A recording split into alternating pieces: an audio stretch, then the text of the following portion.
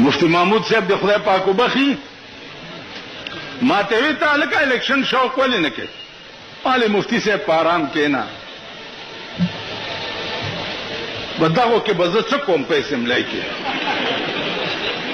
هلته براته دازه خوځي هلته بزه تقریر کوم بس رانار څه بهیر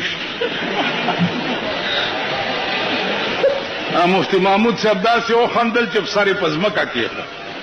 ما ته بس په آرام کې نه توبه لعنت په داسې قوم چې موږ خلک به اوس بیا راولئ چې د قرآن سټوډنټ ته چڼې مڼې وایي که نه وایي اوس نه لګیا یې ګډېږئ او ځان له برش ورکوئ چې فلانا کھلوسی ته میں جی انت شاہ جی انت کہ میری اتنی ٹھیک نہیں ہو جاتی دیکھو وګوره څوک چې کمزوري او ښځې نشوې پاس کولی نو یو بل سره اتحاد وکړو چې دا زمونږ غولانځورې پاتې دي ما په تقریر کې یو ورځ جمعه کې ووی مال خدای وایي قل للمؤمنین یغضوا من ابصارهم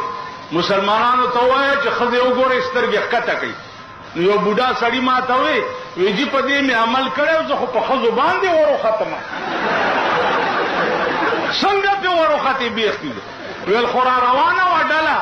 او ما سترګې ښکته کړې چې مې کته پې ورټېلا شو نن ګیرو والا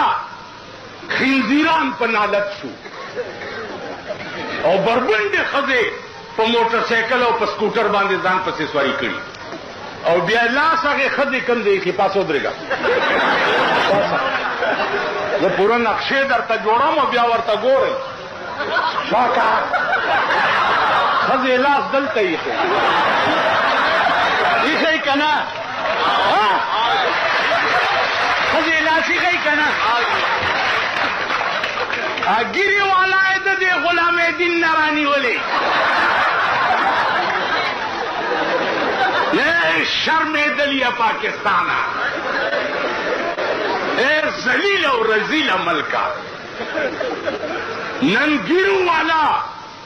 خنزیران په نالت شو او بربنډې ښځې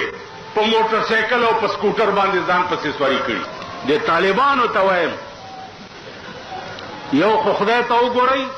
د پنډاو چرګانو بچو هر چا نه سبق مه وایئ اول لږ تلئ چې دا د کوم ځای دی د ده رشته کوم ځای سره ده د ده تعلق چا سره دی د غرغښتو مولانا نه چې چا سبق ویلی دی په خدای قسم هغوی ته په ژوند رسول الله پټکی رالیږلی دی معین الدین حیدر وایي ټول پاکستان کې به اذان په یو وخت کېږي نو خدای دې کور وران که چې وران شي کراچۍ او د دې د ټایم څومره فرق دی نو په یو وخت به څنګه اذان کېږي او ملا به داسې او پلانې به داسې مالدا وایه چې ملا به په خره سور جومات ته راشي نو نن د جلسې ورځ نه وه نن د ګډېدو ورځ ده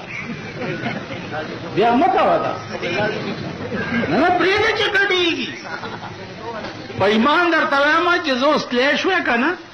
چې دا څومره ګډېږي زه ورته یم چې شاباس شاباس او دې ښځو ته یم چې ښه دا ځان وشنوئ شاباس او د ډرډرو والا ته وایم چې دا سنبی ښې وشنوئ شاباس نن سبا دا چاته مه وایه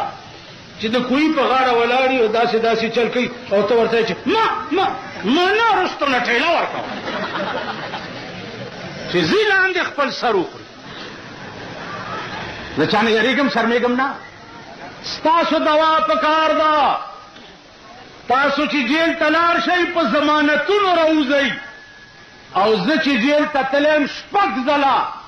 حکومت به ویل راوځه ما به ویل والله کې دروځم دا ډاکټر فدا حسین گواه دی اریپور جیل ته راپسې راغی دا د مخامخ دی درو خلک په مړو وایي دا راغی چې یاره دا پیرول دی او دغه دی پلانې مال والله کې وځي نیومه یې ولې او نیولې اسلم خټکي ومه